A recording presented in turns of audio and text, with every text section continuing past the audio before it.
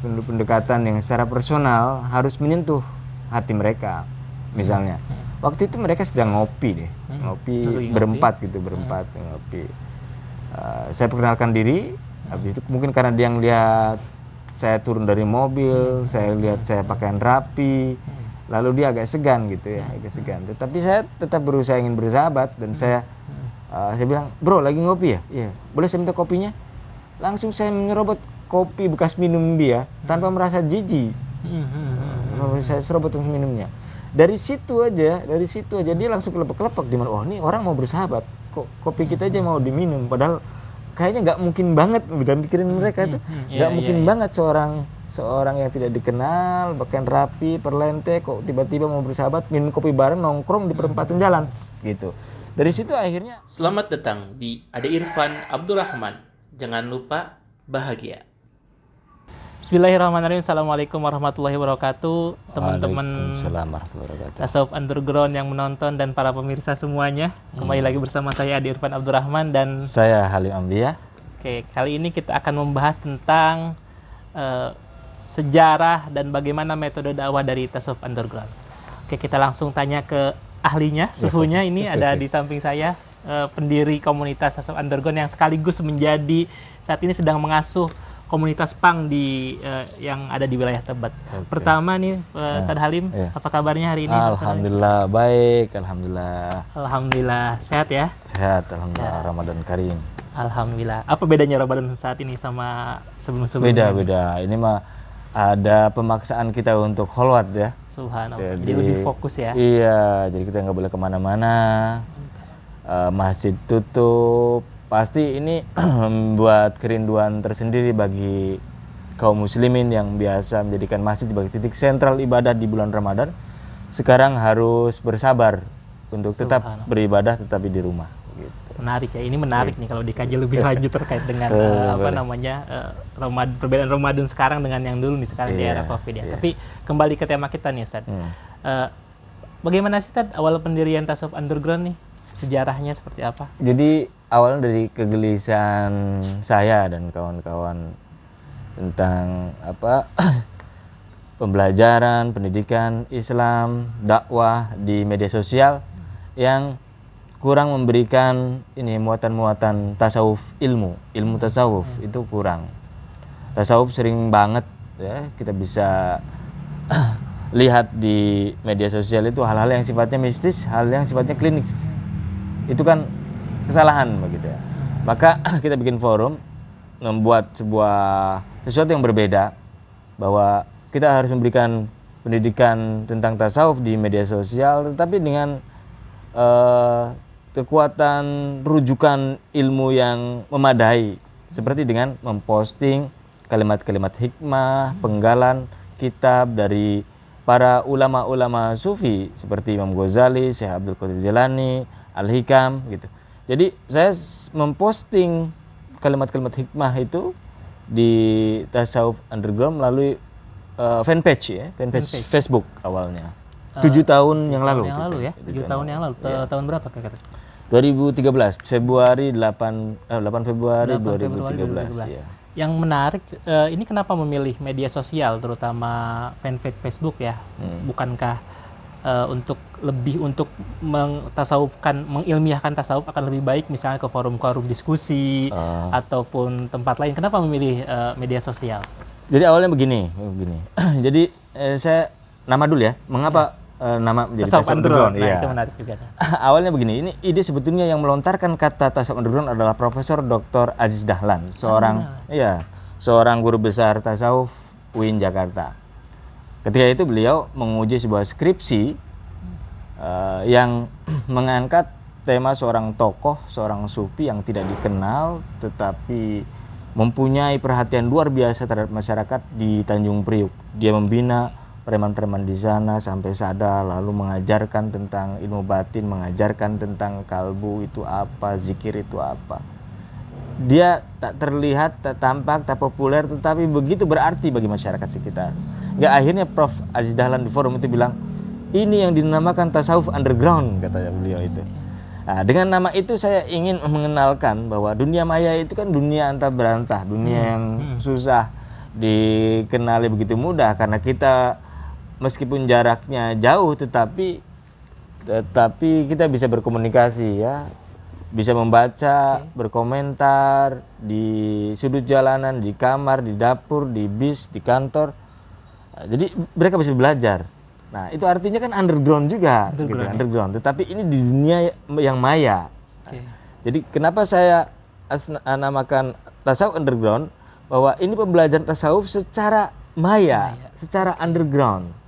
Sehingga tasawuf yang kelihatan angker, tasawuf yang kelihatan dianggap rumit, susah, tapi mudah diakses, mudah didapatkan, mudah dibaca langsung dari sumbernya. Karena itu dalam tasawuf underground saya selalu memposting yang ada rujukan ilmiahnya, yang rujukan ada kitabnya. Jadi pembelajaran seperti halnya kita kuliah gitu. Nah, di masa lockdown ini fakta membuktikan bahwa ternyata pembelajaran media sosial sangat relevan.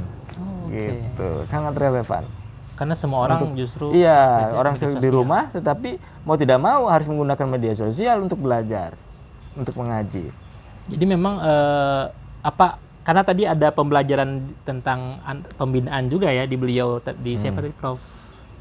Yang menurut Prof. Aziz Dahlan. Prof. Aziz Dahlan ada pembinaan juga beliau di preman sama anak jalanan. Apakah Pang juga terinspirasi dari situ? Iya, persis. Dalam perjalanannya ketika saya membuat forum kajian melalui Facebook lalu bikin off airnya kita kadang bikin pengajian dari kafe ke kafe, lalu tiba-tiba terenyuh dengan melihat fenomena anak jalanan, anak pang di ibu kota yang melilip mata, dan kita hanya enjoy dengan diskusi-diskusi ilmiah, diskusi-diskusi tasawuf di kafe-kafe kita yang elitis gitu. Saya bilang kalau begini agama terlalu melangit, agama tidak down to earth, agama tidak membumi, agama tidak peduli kepada masyarakat, agama tidak hadir di kolong jembatan, agama tidak hadir bagi masyarakat tertindas begitu. Nah, dengan ide itu saya ingin agar tasawuf dipahami dan diamalkan secara baik. Karena itu kita coba bikin pembinaan anak pang dan jalanan dengan relawan-relawan dari tasawuf underground. Ternyata efeknya bagus. Memang permasalahan apa yang Pak Ustadz lihat dari anak-anak pang pada saat itu? Saya melihat begini, pasti akan banyak kita lihat ada kenakalan remaja ya. Terus mereka broken home. Kalau mereka broken home, mereka ada di jalanan, karena broken home, berarti kesalahan pertama berarti keluarga, berarti orang tua. Boleh jadi mungkin karena menyaksikan kekerasan orang tuanya, menyaksikan konflik bapak ibunya, lalu dia melakukan pemberontakan kecil dan minggat dari rumah, kabur dari rumah. Maka ini bukan berarti hanya tugas pemerintah kan, tetapi juga tugas individu-individu yang sadar, yang ingin menghadirkan agama sebagai bagian dari jalan kesucian, bagian dari jalan kebenaran, bagian dari jalan yang harus ditempuh umat untuk sadar kembali pulang gitu.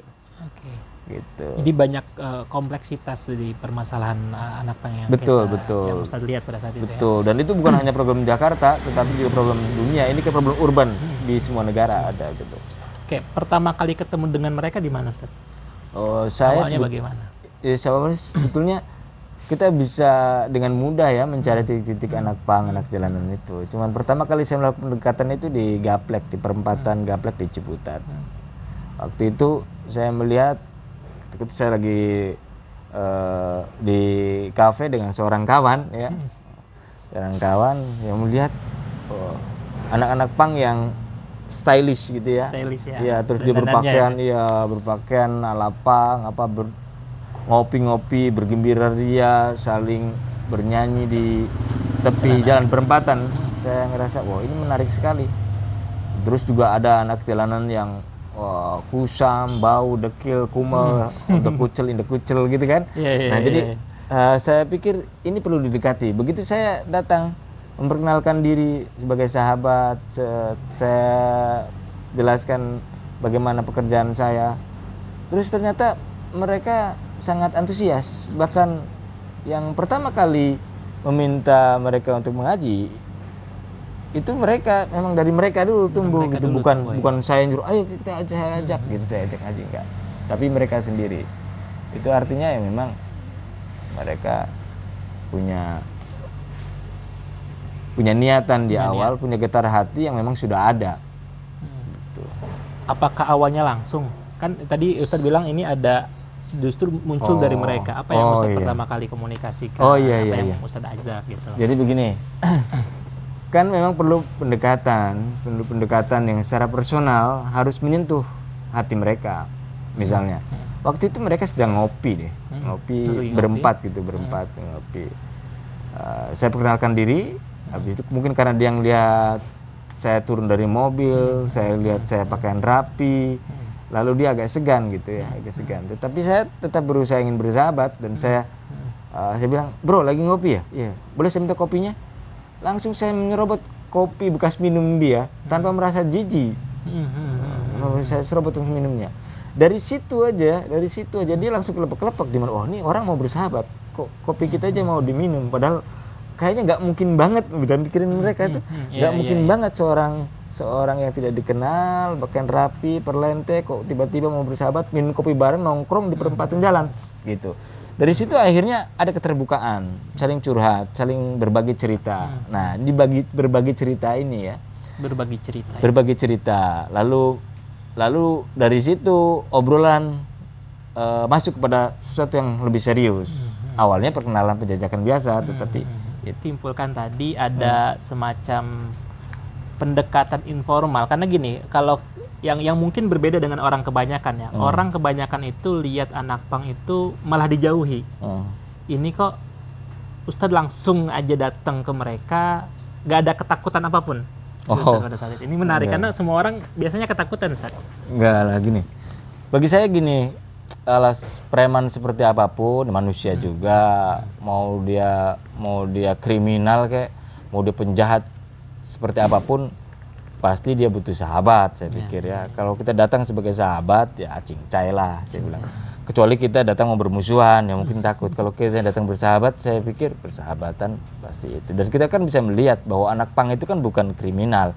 Anak pang tuh hanya di jalanan, ya mungkin melanggar perda ya, tetapi mereka hanya memang punya dunianya sendiri, punya gayanya sendiri, menikmati jalanan, dan itu bukan kriminal saya pikir ya. Nah tuh saya ngelihat dia bertato, pakaian urakan, ya itu kan hanya fashion gitu, hanya style aja. Ketika saya datang set bersahabat, welcome, tidak ada benturan, tidak ada reaksi negatif dari mereka. Kita datang sebagai sahabat. Proses apa nih sebelum ke ngaji ini pasti ada step-stepnya. Tadi Ustadz sempat sekilas ya menceritakan tentang berbagi cerita. Gitu. Apa proses apa sehingga kemudian mereka tiba-tiba kok pingin ngaji gitu? Oh ya, ada yang gini. saya memahami bagaimana psikologi anak jalanan ya, anak pang. Saya pelajari bagaimana psikologinya sebelum saya terjun. Lalu juga saya banyak melihat melihat bagaimana pang secara ideologis gitu, pang dengan aliran musiknya juga saya paham. Sehingga ada pertukaran pendapat di situ tentang ideologi. Karena saya anak filsafat, saya suka diskusi, saya suka berdebat. Ya mungkin dijabanin ikut mengutarakan pendapat dengan diskusi panjang tentang apa itu pang dan lain sebagainya. Habis itu berlanjut pada persoalan yang lebih jauh, misalnya tentang wirausaha, tentang politik, tentang budaya, tentang seni. Tetapi karena mereka melihat bahwa wujud persahabatan perlu dengan ikatan sesuatu yang lebih bermanfaat, maka mungkin mereka mencari apa nih titik yang bermanfaat gitu. Misalnya begini, saya pernah mendekati mereka dengan menawarkan mereka untuk menulis. Saya bisa membantu mereka menyunting naskah mereka dan menerbitkan menjadi buku. Saya suruh mereka untuk menulis. Karena saya pikir mereka mempunyai banyak pengalaman berharga di jalanan, perlu dituangkan dalam sebuah buku dan menarik. Dan tiba-tiba memang mereka antusias sekali untuk bercerita tentang apa yang mereka alami gitu. Nah dari situ berlanjut kan, ada konseling, ada bimbingan, ada mentoring, ada sesuatu yang mungkin di luar dugaan kita, bukan hanya persahabatan biasa. Ada ketulusan di mana mereka pengen berbenah, pengen berubah. Tetapi selama ini tidak ada yang merangkul. Tidak ada yang merangkul. Maka ketika mereka tahu bahwa saya alumni pesantren, saya dosen, saya editor buku, saya juga ustadz, mereka langsung pengen belajar mengaji. Nah, dari situ baru kemudian berlanjut, mereka datang ke rumah saya, minta diajarin ngaji, minta diajarin sholat. Oke, berarti ini yang menarik. Ustadz tidak langsung mengajak mereka untuk belajar. Betul. Tapi mereka tertarik setelah mengetahui bahwa Ustadz ini seorang guru ngaji, gitu ya, seorang ustadz, seorang dosen di UIN ya, di UIN pada saat itu, sehingga mereka ingin merasa ada poin yang dikurang dari mereka, yaitu terkait dengan keberagamaan, dan akhirnya mereka minta ngaji kepada Ustadz.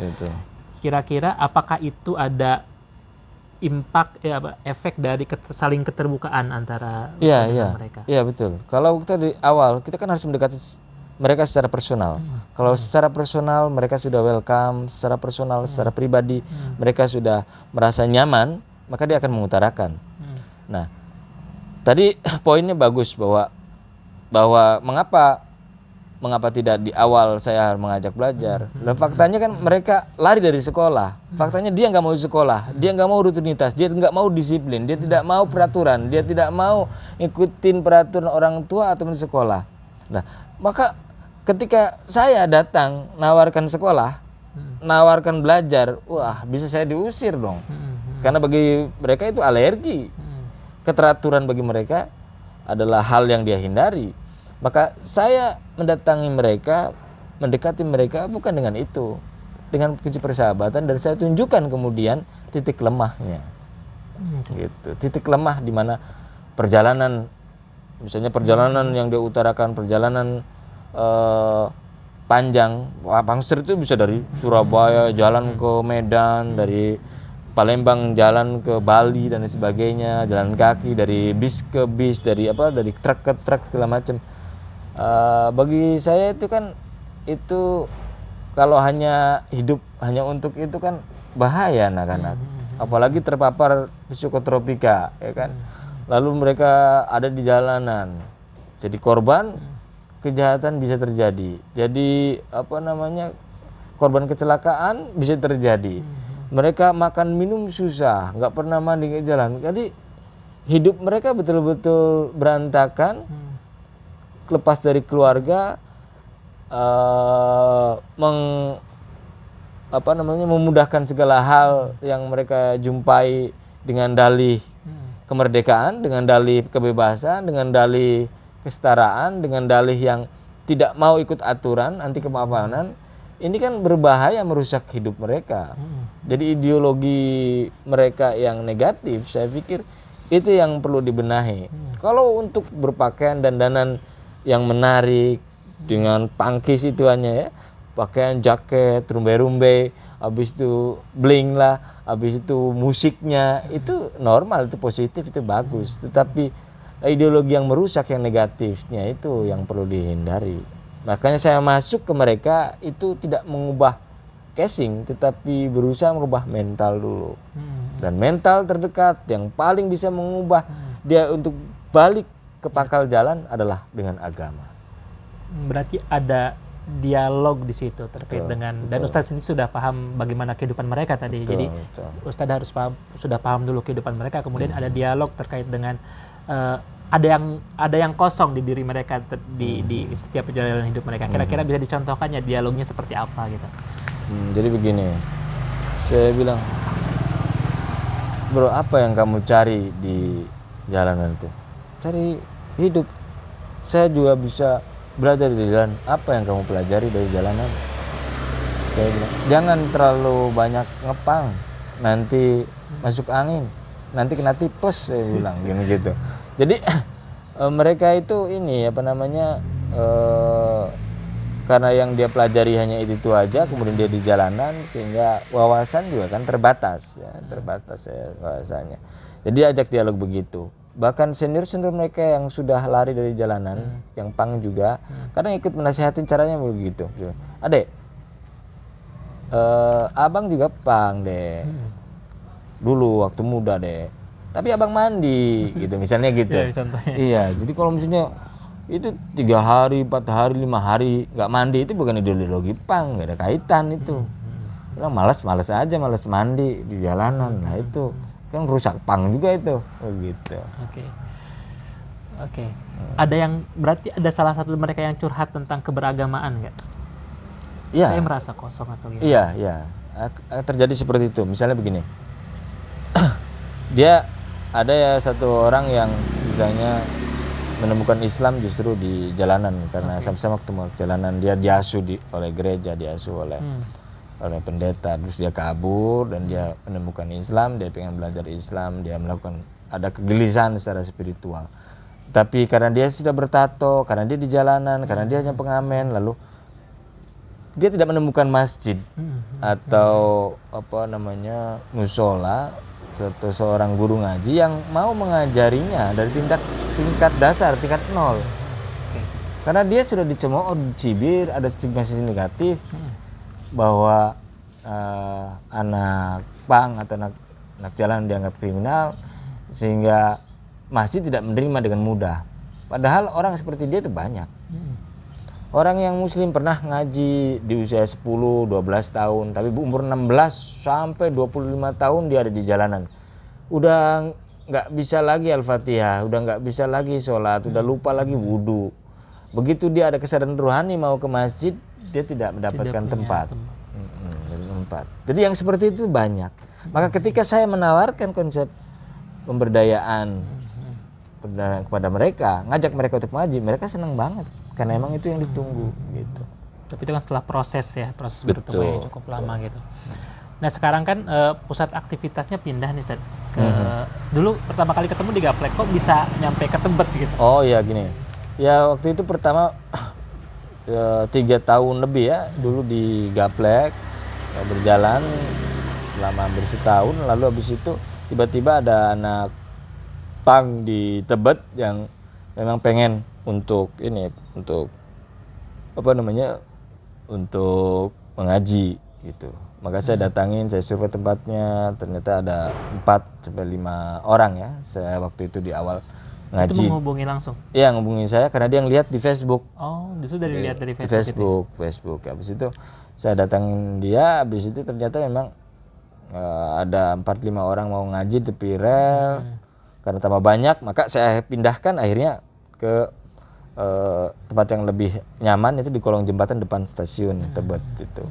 Lalu dari situ bertambah lagi 7, bertambah menjadi 10, bertambah menjadi 15 sampai akhirnya 45-an ya.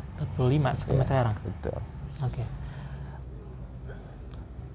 Pertama, tujuan dan motivasi Ustadz mengajak ngaji mereka apa nih?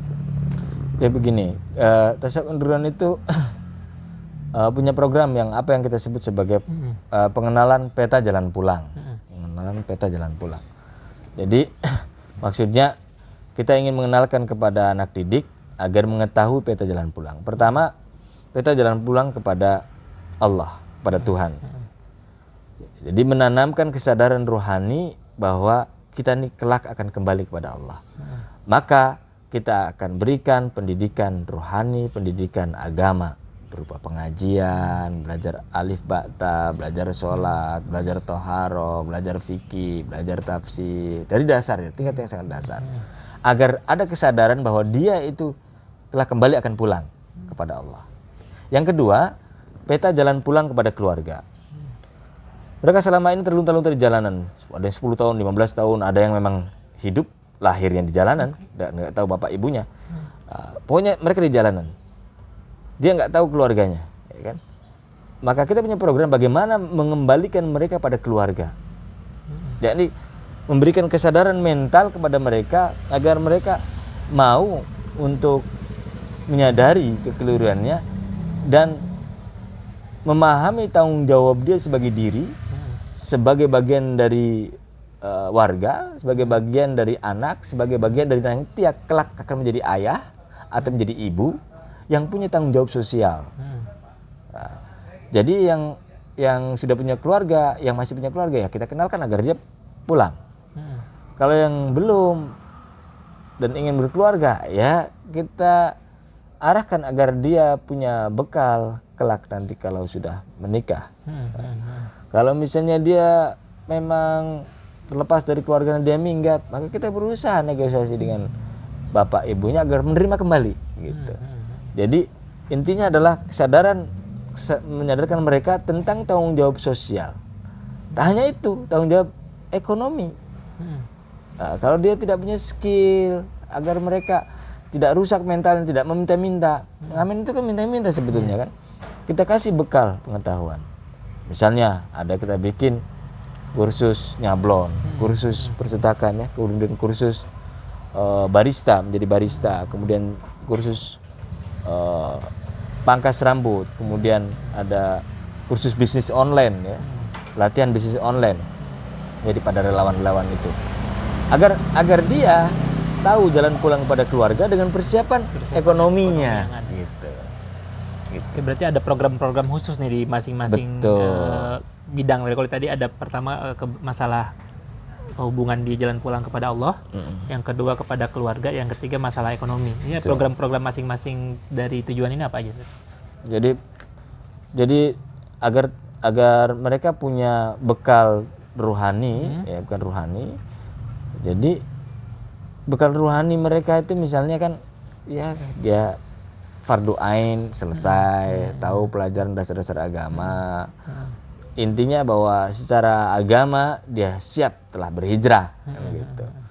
Kalau dia tadinya kebetulan dia terkena narkoba, terkena psikotropika, maka dengan pembekalan rohani tadi insya Allah perlahan-lahan akan hilang. Nah, ini menjadi titik tekan bahwa mengapa dia sampai tetap perjuangkan untuk ikut mengaji dengan saya, karena dia mampu melepaskan diri dari narkoba. Jadi menggunakan teknik zikir dan inabah yang diajarkan di Suryalaya, misalnya dengan zikir. Jadi diajarkan zikir la ilaha illallah agar mereka merasakan sensasi zikir, merasakan secara rohani bagaimana zikir mampu memberikan kenyamanan sampai ngefly dia tanpa narkoba. Sehingga sampai seperti itu. Iya, jadi akhirnya dia bisa melepaskan narkoba dengan zikirnya, dengan sholatnya. Lalu juga ada hidroterapi yang kita lakukan malam hari agar mereka betul-betul dicuci, dibersihkan secara zahir dengan mandi wajib yang kita suruh ke mereka. Lalu kalau hanya siap mental agama saja, kemudian tidak disiapkan juga ekonominya, sosialnya, kan itu berbahaya. Maka kita harus punya tujuan bahwa harus membuat mereka punya pekerjaan atau punya penghasilan gitu. Ya itu dengan tadi training-trainingnya tadi. Betul. Itu kan tadi ada training seperti jadi pencukur rambut, kemudian barista dan lain sebagainya. Itu yang memang disetting atau sesuai dengan relawan, kemampuan dari relawan? Jadi begini, dalam melakukan pemberdayaan agama, sosial dan ekonomi, Tasawuf Underground itu meminta bantuan partisipasi masyarakat, entah partisipasi masyarakat di dunia sosial yang real, yang nyata, ataupun partisipasi sosial dari media sosial. Nah, seperti yang kita lakukan dengan pemberdayaan anak pang dan jalanan di kolong jembatan, itu kan sebetulnya saya mau berusaha melibatkan partisipasi warga, baik warga terdekat di Tebet dan juga warga di Tasawuf Underground di dunia maya gitu. Dan ternyata itu efektif. Nah, dari situ relawan datang, ada dari tentara, polisi, pengacara, pengusaha, pelajar, mahasiswa datang urun rembuk, ada yang bisa ngaji, ikut bantu saya mengajar ngaji, ada yang bisa memotivasi, kasih motivasi, ada yang punya pekerjaan, dia kasih pekerjaan. Pokoknya berbagi cerita, berbagi pekerjaan, berbagi berkah, berbagi hikmah, berbagi ilmu gitu, sesama itu. Dari situ tercipta program-program tertentu yang memang baik untuk anak-anak pang. Seperti tadi bisnis online misalnya. Kan idenya bisnis online, tadinya kita paksakan bahwa anak ini harus kasih pekerjaan ternyata anak pang itu nggak semuanya cocok jadi bekerja rutin dengan target tertentu, jadi karyawan itu tentu cocok karena mereka udah puluhan tahun di jalanan tanpa disiplin, tanpa rutinitas, lalu kita paksakan nggak bisa. Maka jalan satunya wirausaha. Dia harus diberikan kemampuan wirausaha, dikasih modal, dikasih tanggung jawab, itu baru lebih efektif gitu. Gampang nggak sih ngajak mereka untuk zikir, sholat itu ada gimana caranya tuh sendiri? Apa langsung ayo kita atau gimana? Ya kalau misalnya di awal sudah pengen ngaji, secara otomatis Langsung ya? iya, secara otomatis saya ajak, ayo kita sholat, ayo mari kita rasakan sama-sama sensasi rohani dalam sholat. Padahal baru dia diajarin istighfar saja udah termehek-mehek. Karena mungkin istighfar permohonan ampun yang diucapkannya tulus, bukan hanya dari mulut tapi dari hati. Jadi ketika sholat pun dia betul-betul secara khusyuk. Karena memang sudah ada dialog sebelumnya tadi ya? Betul, tetap ada proses sejak awal. Apa perubahan yang Ustaz lihat setelah mereka ikut sholat? Ya jelas. Hidroterapi tadi atau zikir dan jelas beda ya, ada beberapa itu bisa disaksikan, terutama yang ini ya, yang sudah di mondok di kantor ya. Jadi awal mereka hanya belajar alif ba ta, ikro 1, dari ikro 1. Tetapi sekarang sudah bisa baca Al-Quran. Nah, itu kan sudah perubahan luar biasa ya. Bagi mereka tidak bermimpi sama sekali waktu di jalanan bahwa mereka bisa mengaji, bisa baca Al-Quran. Itu mimpi, sebuah kemewahan luar biasa. Nah, habis itu lalu mereka bisa bacaan sholat, dan paham maknanya. Itu sesuatu yang wah. Sampai ke mananya, Ustaz? Iya, artinya maknanya, bacaan doanya itu dia bukan hanya hafal, tetapi dia memahami maknanya. Ya boleh diadu. Pernah kita ketika kita ajak ke masjid tertentu, saya memberikan ceramah, ternyata tiba-tiba setelah itu banyak jamaah yang nggak paham bacaan sholatnya. Jadi kayak burung beo kalah sama anak pang gitu. Lalu misalnya yang masih punya keluarga, akhirnya dia beranikan diri untuk menghubungi keluarganya di kampung. Nah, sekali dia akhirnya nelpon dan minta izin bahwa dia sekarang sedang ngaji dengan saya. Itu kan keberhasilan. Iya, bahwa secara etika dia ada perubahan. Sekarang dia berani telepon hubungin orang tuanya, minta izin, minta doa bahwa dia sedang belajar dan dia sudah berhijrah. Itu kemewahan biasa, luar biasa. Lalu ada yang nggak, akhirnya dia langsung pulang, begitu pulang ke rumah ternyata dia menjadi imam bagi bapak dan ibunya yang baru belajar sholat gitu misalnya. Habis itu jadi ngajarin itu orang luar tuanya biasa juga, ngajarin orang tuanya gitu. Secara emosional ada perbedaan nggak sih? Yang mana nih? Nah, mungkin tadinya emosional. Oh iya pasti ya. Karena mereka liar kan ya, dengan terkena obat-obatan psikoterapika, senggol sedikit bacok, tersinggung sedikit gulung gitu kan, maka menyembuhkan semacam itu kan rada susah. Tapi kalau sudah rutin sholatnya, sudah rutin zikirnya, dia sudah meninggalkan narkobanya, secara emosional pasti dia ada perubahan yang sangat besar. Dia merasakan ketenangan batin dalam hidupnya, dia tidak merasa gelisah, dia tidak gampang untuk emosional ya, tidak gampang terpengaruh oleh kawan-kawan yang masih mabuk. Ya memang ada beberapa yang ikut mengaji 1-2 kali, habis itu mabuk lagi, masuk lagi, itu hal biasa ya. Tetapi bahwa fakta bahwa mayoritas yang memang istiqomah, yang mengaji, itu ada perubahan luar biasa. Ada perubahan dari segi emosionalnya.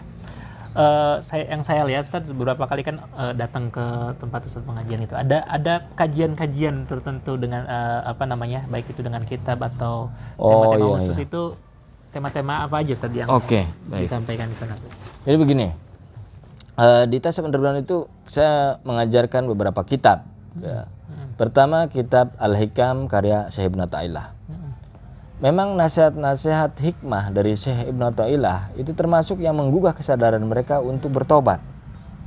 Kan lembut sekali ituannya, kan lembut sekali nasihatnya, pesannya dan bahasa yang luar biasa. Nah, kadang saya sampaikan tidak dalam bentuk ceramah, tetapi dalam bentuk dialog, dalam berupa diskusi kecil saja gitu. Tetapi seringkali pun kita bikin forumnya pengajian Al-Hikam secara formal. Oh, ada yang formal, ada yang formal dan informal. Nah, selain Al-Hikam itu ada kitab namanya Al-Mawaiz fi Ahaditsil Qudsiyah karya Imam Al-Ghazali. Ini sebetulnya kitab ini bagi anak-anak pang sebagai kitab pang ini. Kitab anak pang, iya. Sebab ini adalah kumpulan hadis-hadis qudsi yang isinya begitu menukik kesadaran kita, mempermalukan kita, mengecilkan kita, mengancam kita. Jadi hadis qudsi itu betul-betul tamparan bagi anak pang gitu. Jadi makanya mereka sampai menganggap ini kitab pang kata dia. Jadi makanya saya rutinkan itu di Jumat dan Sabtu ketika pengajian di kolong jembatan Tebet, depan stasiun Tebet itu. Setiap Jumat Sabtu saya selalu bacakan kitab Al-Mawaiz ini. Al-Mawaiz. Iya, karena sebagai ini kan sebagai bahan renungan muhasabah bersama biasanya. Penggalan-penggalan hadis qudsi tersebut. Lalu kemudian ada kitab Sirrul Asror karya Syekh Abdul Qadir Al-Jilani. Ini kitab berat sebetulnya bagi kalangan tarekah, tetapi karena mau tidak mau harus ada sumber rujukan ilmiah. Nah, dalam praktik zikir mereka kan sudah bertorikoh Qadiriyah wa Naqsabandiyah Suryalaya. Maka saya harus berikan penjelasan lebih pada mereka tentang makna-makna zikir, faedah-faedah zikir, bagaimana teknik zikir, bagaimana pemahaman tentang syariat, bagaimana pemahaman tentang hakikat, bagaimana pemahaman dengan thariqah dan ma'rifat secara mudah gitu, bukan sesuatu yang rumit gitu. Tetapi sebetulnya yang diajarkan tetap hanya sholat biasa, zikir biasa, tidak ada hal yang lain. Cuman karena bagi saya tasawuf adalah ilmu batin atau syariat, maka tetap dasarnya dulu yang kita ajarkan, dasar sholat dulu, zikirnya dulu yang benar, toharohnya dulu yang benar. Jadi fikih itu tidak bisa tidak, gitu. Fikihnya. Iya, jadi tetap kita ngajarin toharoh di tingkat dasar sambil diberi penjelasan makna-makna hikmah di balik syariat, begitu. Ya, justru di situ terlihat ada beberapa materi-materi yang langsung menggugah ke kesadaran hati mereka tentang pentingnya agama dan pentingnya taubat ya kalau tadi dari kitab-kitab yang Ustadz sampaikan itu. Oke. Itu yang rutin diinikan ya, yang diinikan. Fikihnya berapa persen, Ustadz? Apa memang saya pikir 50% fikih saya fikih ya sebetulnya. Fikih. Iya, sebab itu sebetulnya membalikan mereka pada syariat lah. Kalau tasawuf atau ilmu ma'rifat itu kan makna batin atas syariat. Maka ketika kita udah syariatnya benar, ya tinggal penjelaskan masalah ma'rifatnya begitu. Masa tiba-tiba mereka belajar ma'rifat, belajar thariqah tanpa syariat bisa tetap syariatnya dulu juga gitu yang diajarkan. Ya, jadi misalnya praktek bagaimana wudunya bener apa enggak mereka ngerti enggak apa itu bersuci, istinja, bagaimana janabah, bagaimana air, bagaimana memakai pakaian saat sholat dan lain sebagainya. Lalu setelah itu baru penjelasan tentang tasawufnya. Ada dialog-dialog tentang Islam nggak, misalnya tentang kan kebenaran Islam dari sudut pandang sains atau apa gitu dan sebagainya. Pasti akan terjadi ya, karena kerasa ingin tahu anak-anak pang tentang agama pasti tinggi kan, pasti tinggi. Maka apalagi dengan fenomena perbedaan pandangan pendapat di media sosial yang kadang sangat tajam, maka mau tidak mau mereka akan bertanya kepada saya sebagai gurunya, bertanya. Apalagi kalau ada pandangan yang secara politik memang berseberangan, kan sangat mengganggu, sehingga pasti mereka akan bertanya ke saya. Intinya bahwa sejauh ini karena mereka tidak ada tempat untuk bertanya, tidak ada tempat untuk mengadu dan ingin belajar secara serius, sehingga mereka tetap aja di jalanan. Maka saya pikir kalau masjid bisa menyediakan banyak dai-dai turun gelanggang, turun ke jalan, pasti akan lebih baik gitu. Justru karena mereka tidak ada tempatnya aja gitu. Betul. Pernah ini gak, Sad? Pernah debat gak tentang tentang agama gitu dengan mereka misalnya? Nyaris tidak ada perdebat dalam artinya buat apa sih sholat, buat apa sih gitu. Enggak ada, selesai dengan sendirinya ya. Pertanyaan-pertanyaan di awal saja. Jadi mereka sebetulnya sudah banyak memahami, ada iman dalam dirinya, sudah ada iman. Justru kalau gitu, mereka yang datang ke Tasawuf Underground, apakah orang-orang yang memang siap untuk ngaji atau ada yang ingin ikut aja deh, penasaran gitu? Sebetulnya kita menjalankan dua hal ya. Satu, apa yang pertama kali dilakukan oleh saya dulu di awal, setelah terhimpun kan lebih mudah dari mulut ke mulut. Murid-murid saya langsung mencari kawan-kawan yang lain untuk ikut gabung kan begitu. Yang di awalnya kita sembunyi-sembunyi, kita mendekatan personal dulu perjuangannya, mendekati seseorang, sekarang lebih mudah kan gitu. Tapi bukan berarti kemudian tidak ada pendekatan secara personal saat kita sudah ngumpul bareng. Saat kita sudah ngumpul bareng, dia ada majelis, sudah ngikut berapa kali pengajian, tetap harus ada pendekatan personal. Seperti apa contohnya? Misalnya gini, setiap anak itu kan punya karakteristik berbeda-beda. Kemudian masalah ekonomi dan masalah sosial rumah tangganya itu berbeda-beda juga. Maka dengan problem yang berbeda-beda itu pun pendekatannya pun harus berbeda. Gak mungkin kita begitu datang ketemu dia langsung, apa masalahmu? Bagaimana? Pasti beda-beda dengan caranya. Maka ketika mereka sudah berhimpun, berkumpul di pengajian saya, ya belum tentu ada yang langsung mendapat pendekatan khusus dengan saya. Butuh mungkin seminggu, 2 minggu, atau 3 minggu baru deketin saya karena saya lagi deketin yang lain seperti itu. Gitu.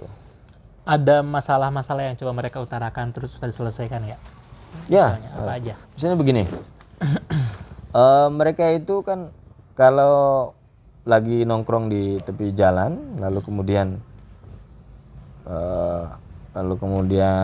ada di tepi jalan, ditangkap sama Satpol PP, maka kemudian biasanya ditahan, dihimpun dalam sebuah rumah singgah. Ya. Biasanya mereka itu dimasukin di tahanan bareng sama orang gila, bisa depresi kan itu. Dan itu memang udah peraturan Perda itu kan bahwa memang itu melanggar. Tetapi kan kasihan. Maka saya dan relawan memberikan semacam door prize buat mereka. Siapapun yang pernah ikut ngaji dengan kita, maka kita akan berusaha mengeluarkan mereka dari tahanan kalau mereka ketangkap Satpol PP gitu misalnya. Artinya kita membuat tim advokasi. Ada bantuan advokasi. Tapi yang betul-betul memang nanti akan balik dan mengaji dengan kita gitu. Dan itu efektif. Maka itu bagian dari cara rekrutmen. Itu juga bagian dari rekrutmen. Ya. Lalu ada juga yang begini, yang masalah yang dihadapi bukan peraturan daerah, bukan ditangkap Satpol PP, tapi ditangkap polisi karena persoalan kriminal. Nah kalau mereka tidak punya KTP, itunya hidupnya nggak jelas, tangkap masalah kriminal, pasti kan persoalan hukumnya kan lebih berat, karena dia nggak jelas ini. Maka iya kita berikan bantuan hukum. Nah, ada pengacara yang memberikan kemudahan buat kita secara gratis, lembaga bantuan hukum buat anak pang Tasawuf Underground, dan dia juga mantan anak pang, sehingga kita turun kadang masuk ke pengadilan itu kan membela anak pang yang terlibat kasus kriminal. Ada langsung. Dari sini kan akhirnya saya mendapat trust dari anak-anak pang bahwa apa yang saya lakukan adalah sebuah hal yang serius gitu. Justru di salah satu untuk apa namanya? Ya, itu bagian dari strategi dakwah. Strateginya ya. Iya. Kesehatan juga begitu nih, masih ada lagi. Iya, kesehatan misalnya. Anak pang, anak jalanan kan secara kesehatan kan rentan ya, rentan. Maka sering kali ketika ada dokter ikut berkunjung atau ada dari ID dulu pernah, saya mengungkapkan bahwa mereka butuh pengobatan gratis. Akhirnya dokter dari ID langsung menyediakan pengobatan gratis, pemeriksaan gratis begitu. Lalu saya bilang saya butuh anak-anak bisa diperiksa mungkin penyakit berbahaya, HIV/AIDS saya bilang. Lalu saya datangkan dokter-dokter dari puskesmas tempat untuk melakukan pemeriksaan, cek darah dan lain sebagainya. Mereka turun. Itu artinya kan kepedulian saya bukan hanya ngajar alif bata, bata. tetapi juga kepedulian tentang kesehatan. Ada, alhamdulillah, ada 3 bayi yang akhirnya lahir dari itu anak-anak pang yang bisa kita bantu proses persalinannya. Jadi ada kemudian anak pang yang melahirkan, maka kita beri pembiayaan karena mereka nggak punya KTP, nggak punya BPJS, maka kita bantu biaya persalinannya buat bayinya dan sebagainya. Jadi itu kan juga bagian dari dakwah bilhal itu ya, dakwah bilhal. Kan gini Ustaz, ada anak-anak yang sekarang sudah dipondokan bahasa Ustaz, dan ada anak-anak yang apa namanya, yang mungkin mental lah ibaratnya, nggak lanjut lagi untuk ikut ngaji. Apa yang membedakan kedua ini Ustaz? Kira-kira apa yang membentuk mereka berdua sehingga ada yang berhasil dan ada yang tidak? Jadi saya lihat begini, ada yang memang serius, memang dia sudah istiqomah. Tapi persoalan hidayah itu kan ya Allah gitu. Karena hidayah itu memang anugerah Allah, bukan anugerah Ustadz. Nabi pun tidak bisa mengubah hidayah atau memberikan hidayah. Karenanya saya pasti murni katakan bahwa orang yang sudah istiqomah itu pasti memang karena hidayah. Dan saya pun tidak melarang mereka yang bolak-balik keluar masuk, karena mungkin hidayahnya sampai di situ. Sampai situ hidayah yang dia dapat begitu. Itu peluang. Bukan kemudian saya memisahkan sekarang yang ada di kantor ikut mondok dengan saya. Saya pun persilahkan siapapun yang mau mondok di sana. Itu kan tempatnya sepi gitu ya. Sempit Pagi, ya. Iya. Sempit. Nah, lalu yang lain ini kan karena ada lockdown ya, PSBB, ada PSBB yang tidak mungkin kita bikin pengajiannya di kolong jembatan. Maka intensitas pengajian di kantor, yang mondok di kantor pasti akan lebih besar. Lebih besar ya sekarang. Waktu sebelum PSBB pun di kantor memang sudah berjalan tiap hari gitu, apalagi sekarang ada PSBB gitu. Sekarang fokus kegiatannya di sini. Betul. Jadi sekarang sudah ringan saya. Kadang saya tidak menjadi imam tarawih. Ada anak pang yang sudah bisa imam tarawih. Iya. Jadi sudah ringan sekali. Alhamdulillah. Nah, yang mereka yang sudah berhijrah ini, yang sudah istiqomah, sudah mondok dengan saya ini akan membantu saya melakukan rekrutmen, menarik kawan-kawan pang yang lain untuk gabung. Sehingga apa? Dari para mantan ini, dari mantan bisa melakukan rekrutmen. Mungkin nasihat dari para mantan lebih mengena ya. Gitu. Pengalaman langsung soalnya. Iya. Oke, gitu. Ya, cukup. Itu aja sih sementara. Terakhir nih Ustaz, bukan sementara, berarti belum berakhir nih. Terakhir nih Ustaz, kegiatan sebelum awal pendirian itu kegiatan apa aja Ustaz? Banyaknya yang dilakukan tes underground. Oh, karena kita kan ada program kayak misalnya Sufi After Hours ya. Kita pengajaran Sufi baik kalangan milenial, baik kalangan profesional di kafe-kafe gitu. Kita bikin semacam forumnya. Lalu juga ada semacam bakti sosial dan kemudian pemberian santunan anak yatim. Saya ikut terlibat dalam pembinaan anak yatim gitu. Lalu juga memang dari riset-riset yang dilakukan oleh Tasawuf Underground yang berkaitan dengan manuskrip dan kitab-kitab klasik untuk diterjemahkan, itu kan juga kerja yang tidak sembarangan ya. Karena apa yang diposting dari Tasawuf Underground itu adalah orisinil dari penerjemahan dan penyuntingan tim Tasawuf Underground, sehingga kadang kita tidak temukan di rujukan di fanpage atau website lain gitu, karena itu murni dari itu. Oke, terima kasih waktunya Ustaz. Mudah-mudahan cerita ini bisa bermanfaat bagi teman-teman Tasawuf Underground dan khalayak ramai di sana Ustaz. Siap. Semoga juga menginspirasi bagi kita semua. Jangan lupa bahagia. Assalamualaikum warahmatullahi wabarakatuh. Waalaikumsalam warahmatullahi wabarakatuh.